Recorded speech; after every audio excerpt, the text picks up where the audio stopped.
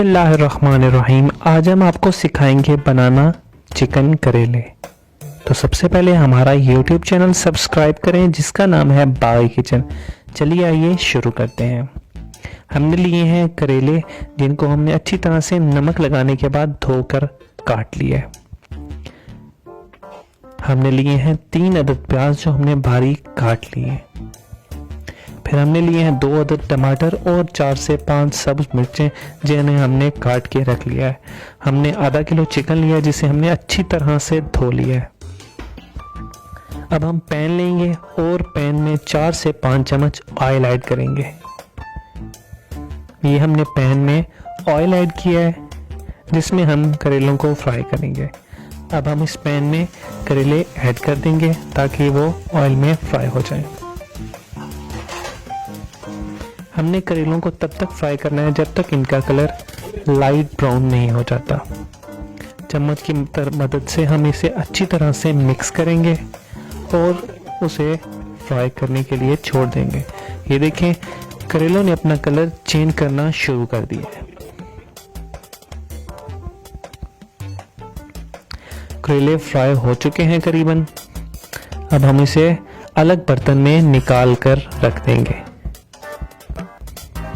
ये हमने तमाम करेलों को फ्राई करने के बाद अलग बर्तन में निकाल के रख दिया है। और अब हम उसी ऑयल में प्याज ऐड कर देंगे। जी हाँ, हमने प्याज ऐड कर दिए और अब इन प्याज को हम फ्राई होने के लिए छोड़ देंगे। जो स्पाइसेस हमें रिक्वायर्ड हैं वो ये हैं। हमें चाहिए 1 चम्मच नमक, करीबन 1.5 चम्मच सुर्ख मिर्च पाउडर, चाट मसाला 1 चम्मच, हमें चाहिए ज़ीरा, सौंफ और कलवंजी थोड़ी सी, हमें ज़ीरा पाउडर चाहिए आधा चम्मच, हमें पिसा हुआ धनिया लिया है और हल्दी ली है।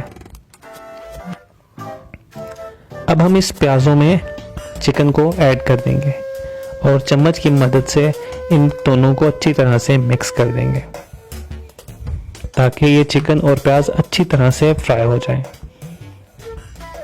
चिकन और प्याज अच्छी तरह से फ्राई हो रहे हैं। अब हम इसमें अदरक लहसुन का पेस्ट ऐड करेंगे। जी हाँ, हमने करीबन 1.5 चम्मच अदरक लहसुन का पेस्ट ऐड किया है इसमें और अच्छी तरह से इन्हें मिक्स कर दिया है।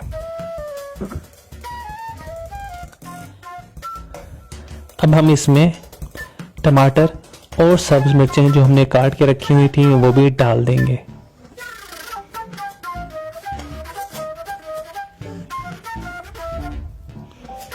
अब हम इसमें तमाम स्पाइसेस ऐड कर देंगे जिनकी क्वांटिटी हमने पहले आपको बता दी है और इन सबको अच्छी तरह से मिक्स कर देंगे।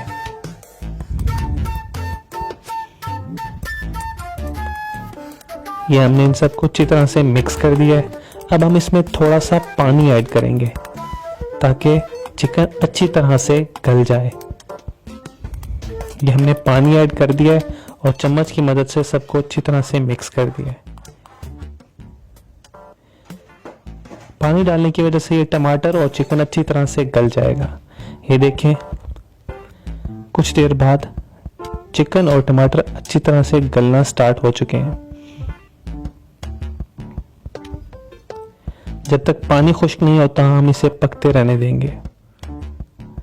ये देखें पानी अब खुश्क होना शुरू हो चुका है और तकरीबन अब पानी ख़त्म हो चुका है। अब हम इसमें फ्राई किए हुए करेले ऐड कर देंगे और इन सबको अच्छी तरह से मिक्स कर देंगे।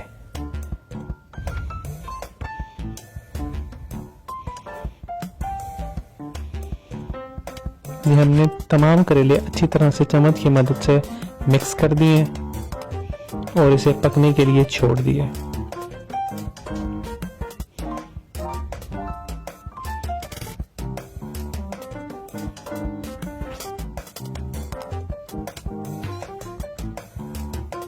चिकन अच्छी तरह गल चुका है और अब करेले भी गल चुके हैं। हम इसे ढक्कन की मदद से कवर करके थोड़ी देर के लिए रख देंगे और अब करेले भी अच्छी तरह से गल चुके हैं और चिकन भी। जी हाँ, हमारा चिकन करेला बिल्कुल रेडी है खाने के लिए। आप भी अपने घर ज़रूर बनाएं। ट्राई कीजिए और हमें कमेंट बॉक्स में ज़रूर बताएं कि आपको हमारी ये रेसिपी कैसी लगी। आज के लिए इतना ही। अल्लाह हाफ़िज़।